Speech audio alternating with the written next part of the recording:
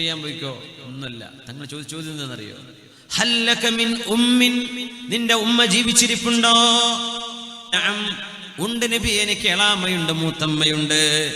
ഖാല ഫബിർറഹാ, ആ ഉമ്മായുടെ സഹോദരിക്ക് ചെന്നിട്ട് ഖിദ്മത്ത് ചെയ്തു കൊടുക്ക്, നിന്റെ വൻപാപം അല്ലാഹു പുറത്തു തരും.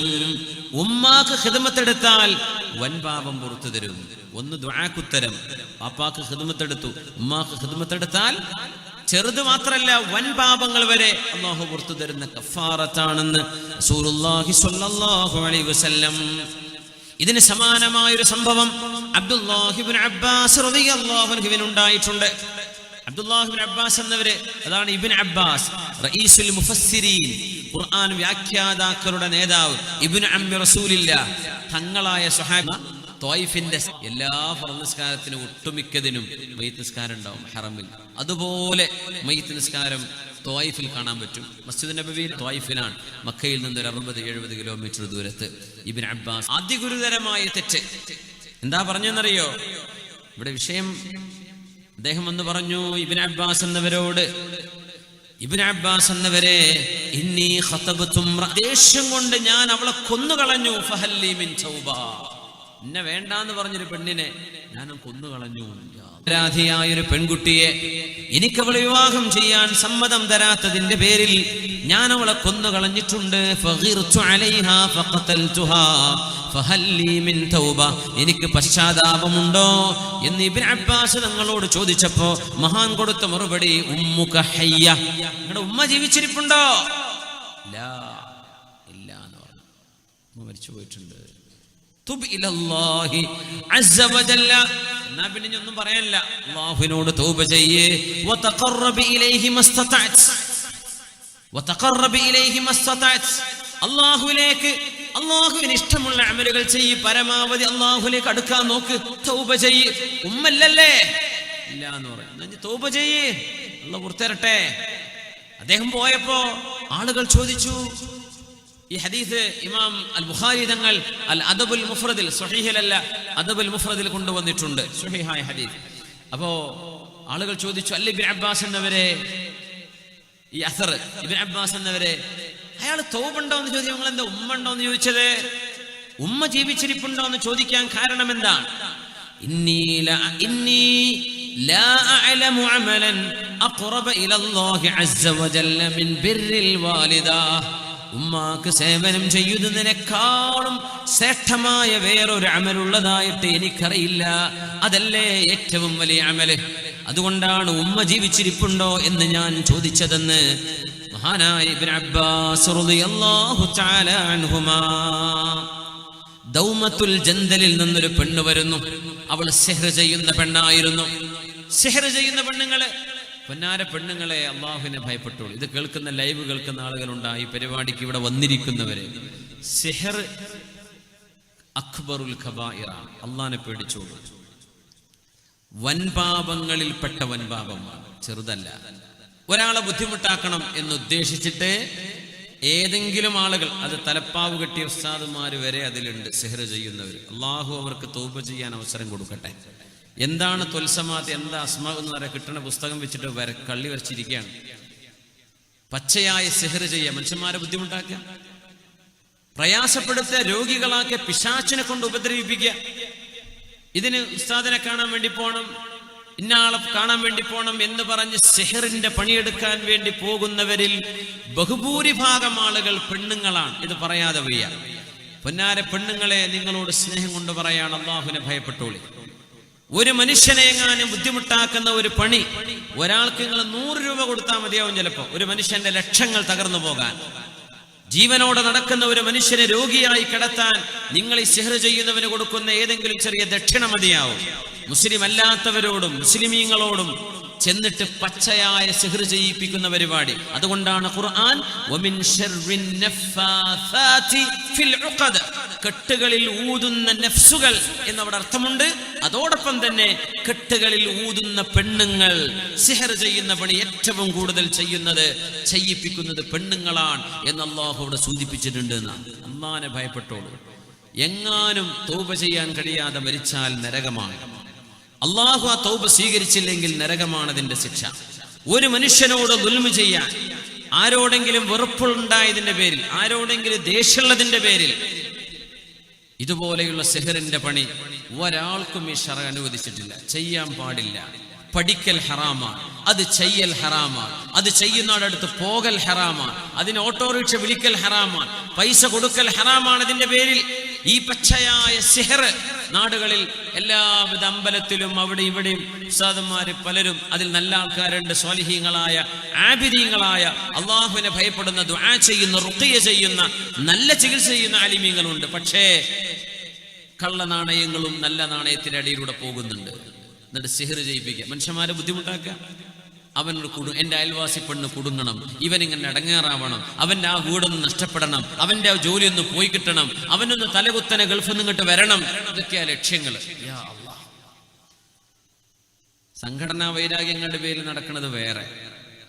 ഇതൊന്നും ഒരു നിലക്കും അള്ളാന്റെ മുമ്പിൽ ന്യായീകരിക്കാൻ പറ്റൂലേ. ലാ നുഹല്ലിലു ഹറാമൻ വലാ നുഹർരിമു ഹലാലൻ. ഒരു ഹലാലിനെ ഹറാമാക്കാനോ ഒരു ഹറാമിനെ ഹലാലാക്കാനോ ഒരു പടപ്പിനെ കൊണ്ടും പറ്റില്ല. ഹറാം ഹറാമ് തന്നെയാണ്. അത് തലയെക്കെട്ട് കെട്ടി ചെയ്താലും കെട്ടാതെ ചെയ്താലും. അള്ളാഹു കാത്ത് രക്ഷിക്കട്ടെ. സാഹിറത്തിന് വലിയ ശിക്ഷയാണ്, വലിയ ശിക്ഷയാണ് ശറഅ് വിധിച്ചിട്ടുള്ളത് സിഹർ ചെയ്യുന്നവർക്ക്. അങ്ങനത്തെ ഒരു പെണ്ണ് ദൗമത്തുൽ ജന്തലിൽ നിന്ന് വന്നു. സൗദി അറേബ്യയുടെ ഖസീം അഹ്സാഇന്റെ ആ ഒരു ഭാഗങ്ങളിൽ ഇന്നുമുള്ള സ്ഥലമാണ് ദൗമത്ത ജന്തൽ. അവിടെ നിന്നൊരു പെണ്ണ് വന്നു. ആ പെണ്ണ് മദീനയിൽ വന്നിട്ട് വന്ന് കരയാണ്. ആ പെണ്ണിന് അന്ന് അറിയില്ലായിരുന്നു.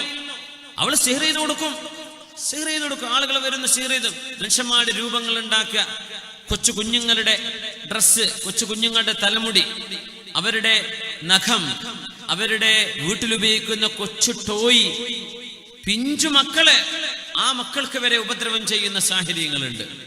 എന്തായിരിക്കും അള്ളാഹു അവർക്ക് കൊടുക്കാൻ പോകുന്ന ശിക്ഷ എന്ന് അല്ലാഹു അഅലം. യാ അല്ലാഹ്, എത്ര വലിയ ദുൽമാണ്, വലിയ ദുൽമാൻ. ചെയ്യല്ലേ, ആരും അതിന് കൂട്ടുനിൽക്കല്ലേ, ആരും അത് ചെയ്തു പോവല്ലേ. ഒരു മനുഷ്യരെ ഉപദ്രവിക്കാൻ ആരെന്ത് ചെയ്തു തരുന്നുണ്ടോ അത് സിഹറായിരിക്കും. അതിൽ നോക്കേണ്ട ആവശ്യമില്ല. ഒരു മനുഷ്യനെ ബുദ്ധിമുട്ടാക്കാൻ വേണ്ടി നിങ്ങൾ ആരോട് എന്ത് സഹായം ചോദിക്കുന്നുണ്ടോ ആ മനുഷ്യൻ ചെയ്തു തരുന്നത് സിഹറാണ്. യാതൊരു സംശയവുമില്ല. അത്തരം ആളുകളടുത്ത് പോകാനും പാടില്ല, അവരെ സമീപിക്കാനും പാടില്ല. അവര് തൗബ ചെയ്ത് മടങ്ങേണ്ടവരാണ്, പോകുന്നവരും ചെയ്തു കൊടുക്കുന്നവരും. ഇതൊക്കെ അറദുൽ ഹയാത്തി ദുനിയ. 2 റുപ്യ കിട്ടിയെന്ന് വരും അല്ലേ, ദുനിയാവിൽ നല്ല വണ്ടിയും കാറൊക്കെ ഉണ്ടായി വലിയ ഉഷാറായി എന്ന് വരും. ഖബറിൽ ചെന്ന് കിടക്കുന്നൊരു ലോകം നമ്മൾ കാത്തിരിക്കണില്ലേ, പരലോകം നമ്മൾ കാത്തിരിക്കണില്ലേ? നമ്മൾ എന്താ വിചാരിച്ചത്? ഇവിടുന്ന് സിന്ദാബാദം വിളിച്ച് നീങ്ങിപ്പോകുന്ന ജീവിതമാണോ ഇത്?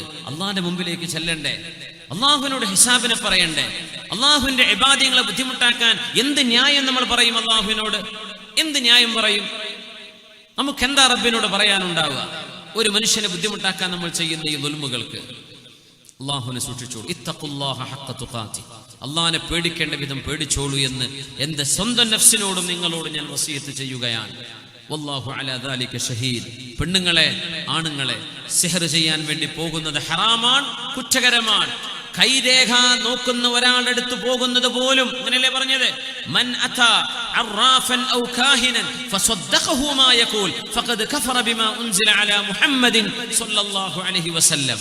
കൈരേഖ നോക്കുന്ന ഒരാൾ, കൈരേഖ വെറുതെ പറയും, കൈ നോക്കട്ടെ, എനിക്കൊന്നും വേണ്ട, നിങ്ങളൊന്നും തരണ്ട, ഞാൻ വെറുതെ നോക്കിക്കോട്ടെ, അങ്ങനെ കൈ നീട്ടി കൊടുക്കാൻ, നിങ്ങൾക്ക് എത്ര ആയുസ്, ഇന്നതൊക്കെ നടക്കും എന്ന് ഏതെങ്കിലും ഒരാൾക്ക് വേണ്ടി കൈ നീട്ടി കൊടുക്കുകയും ആ മനുഷ്യൻ പറയുന്നത് വിശ്വസിക്കുകയും ചെയ്താൽ ഇസ്ലാമിൽ നിന്ന് അയാൾ പുറത്തുപോയി എന്ന് ഹബീബനാ റസൂലുള്ളാഹി സ്വല്ലല്ലാഹു അലൈഹി വസല്ലം. ഇത് പറഞ്ഞ എന്താ വേണ്ടത്? ഇസ്ലാമിൽ നിന്ന് പുറത്തുപോയി. ഒരാൾ വിശ്വസിക്കാതെ വെറുതെ ചെയ്തു, 40 ദിവസത്തെ അയാളുടെ ഇബാദത്തുകൾക്ക് അല്ലാഹു പ്രതിഫലം കൊടുക്കുകയില്ല. 40 ദിവസത്തെ അമല് എങ്ങനെയാണെന്നറിയോ? വെറുതെ ഒന്ന് വായിച്ചു കൈരേഖാശാസ്ത്രം, വെറുതെ വായിച്ചു, ഒരു എന്താ പറയാ, ആസ്ട്രോളജി എന്നല്ലേ പറയാ അതിന്, ഹോറോസ്കോപ്പ് അല്ലേ, എന്താണ് മലയാളത്തിൽ പറയല്ലേ, എന്താണ്, ദിശ, രാശി നോക്കുന്ന പരിപാടി. അത് വെറുതെ വായിച്ചു രസായിട്ട് 40 ദിവസത്തെ അമല് പൊളിഞ്ഞു പോകും. വെറുതെ വായിച്ചാൽ വിശ്വസിച്ചോ ഇസ്ലാം എന്ന് പുറത്തും പോകും. എന്റെ നാൾ ഇന്നതാലേ, അപ്പൊ എനിക്ക് അടുത്ത ആഴ്ച ഇന്നത് വരുമല്ലേ, ആ എഴുതിയതോ പറഞ്ഞതോ വിശ്വസിച്ചാൽ ഇസ്ലാം എന്ന് പുറത്തുപോയി ഹബീബിന്റെ ഹദീത്ത് സല്ലല്ലാഹു അലൈഹി വസല്ലം. അത്ര ഗൗരവം. പിന്നെണ്ട് സാഹിറിന്റെ വിഷയങ്ങൾ. സാഹിര്യങ്ങൾ മനുഷ്യന്മാരെ പഴപ്പിക്കാൻ വരുന്നവരാ. ദൗമത്തുൽ ജന്ദലിൽ നിന്ന് ഒരു പെണ്ണ് വന്നു. മഹദിയായ ആയിഷ ബീവി റളിയല്ലാഹു അൻഹയാണ് കഥ പറയുന്നത്. ആയിഷ ബീവി പറയുന്ന ഒരു പെണ്ണ് കരഞ്ഞു ഓടി നടക്കുന്നുണ്ട് മദീനയിൽ.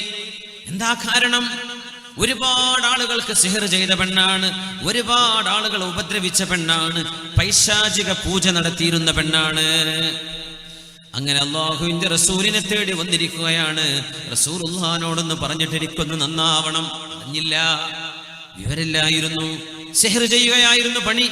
റസൂലുള്ളാഹി ജീവിച്ചിരിപ്പുണ്ടോ, ഹബീബായ തങ്ങൾ ജീവിച്ചിരിപ്പുണ്ടോ എന്ന് അന്വേഷിച്ചു വന്നു.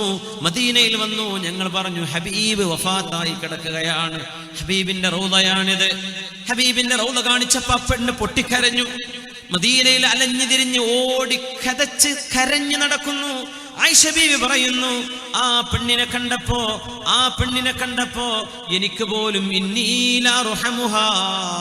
ആ പെണ്ണിനോട് എന്തോ ദയാവായ്പ തോന്നിപ്പോയി. അത്രക്കും കരഞ്ഞു നടക്കുന്നു.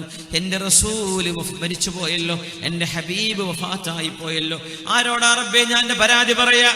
വമാ ലനാ ഇല്ലാ ഇലൈക ഫിറാറുനാ അലൈസ ഫിറാറുൽ ഖൽഖി ഇല്ലാ ഇലർ റുസുലി. മുഅ്മിനീങ്ങൾക്ക് അമ്പിയാക്കന്മാർക്കല്ലേ ഓടിച്ചെല്ലാനുള്ളത്, മുഅ്മിനീങ്ങൾക്ക് നബിന്റെ അടുത്തേക്കല്ലേ ഓടിച്ചെല്ലാനുള്ളത്.